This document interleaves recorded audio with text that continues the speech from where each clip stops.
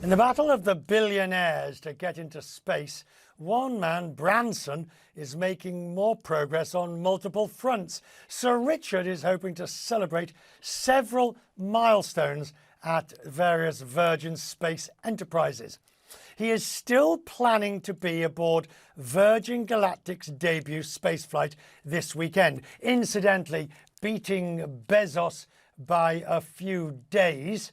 Meanwhile, last week, Virgin Orbit, you see it, launched a 70-foot rocket from under the wing of a 747 that was nicknamed Cosmic Girl, the company's first successful, fully operational rather than test mission. It was named Tubular Bells Part 1, a reference to the Mike Oldfield record that inspired Richard Branson when he started off the whole thing with his Virgin company. Dan Hart, the CEO of Virgin Orbit, is here and with me. All right, we're going to take this apart bit by bit. Let's first of all deal with the fact Virgin Orbit, you've had these various tests, you've had an operational, you're now getting ready for the next one. Yes, we had a phenomenal flight last Wednesday. We took off from an airport in Southern California, flew up to 35,000 feet, released our rocket, and it took 7 satellites to orbit. Our team's thrilled. Our customers are thrilled. It was an amazing week. And now, later next week, you've got your big boss, so to speak, even if, I mean, never mind the corporate ownership structure, but Sir Richard going up in space with Galactic. What do you make of that? Well, you know, Richard is a leader who leads from the front. He was with us last week with me on the flight line as we disconnected our rocket and sent it off underneath our airplane.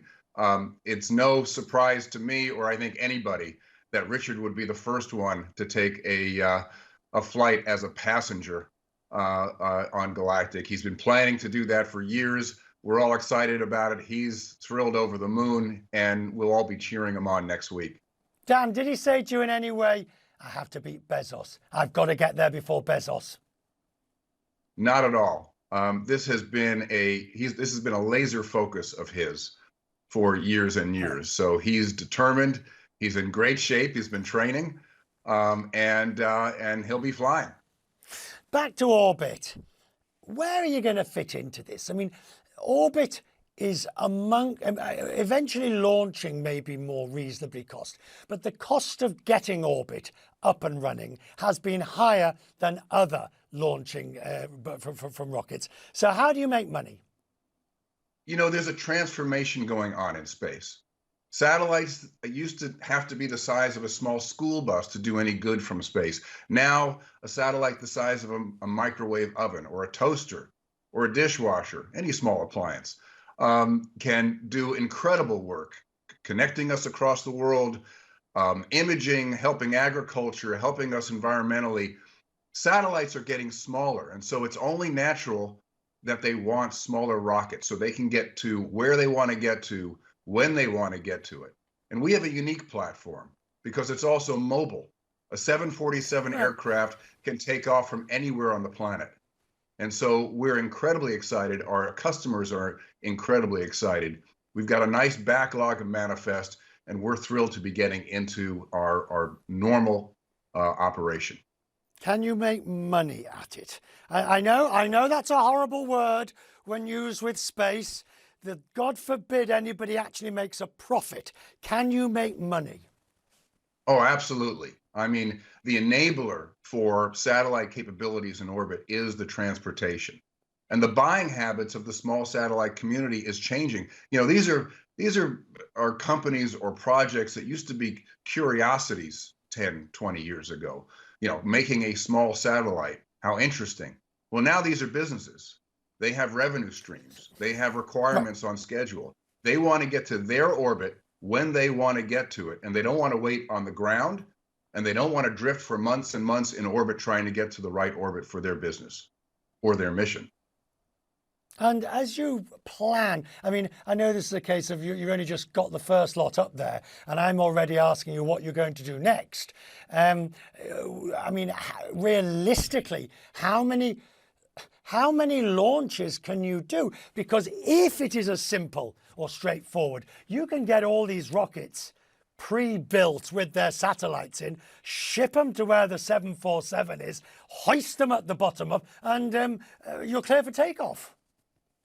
Exactly. So, instead of going through a big readiness process on a launch pad, we clip a rocket to a 747 and go. A 747 can fly, as everybody knows, multiple times a day. So it's all just a matter of building the rockets. In addition, there are almost 80 space agencies across the world. About 10 countries have space launch. And so we look forward to working with the UK, with Japan, Brazil, Australia, and many other countries to bring space launch to them so that they can have a full space economy for their commercial needs, for their civil space needs, and for their national security. Dan, have you made it part of your performance review bonus that you get a ride on Galactic? Not yet, but it's a good idea. I'll have to bring that up. I'll come along for the ride as well. We wish you well, sir, in what you... By the way, that Cosmic Girl 747, I mean, that is an asset that has been squeezed for the best part of 5 decades. If you think about its previous owner, then Virgin Atlantic, and now yourself, talk about make the girl work. It's a fantastic asset. It's great reuse of technology. She used to haul passengers and now she hauls rockets to space. Good to see you, Dan. Thank you.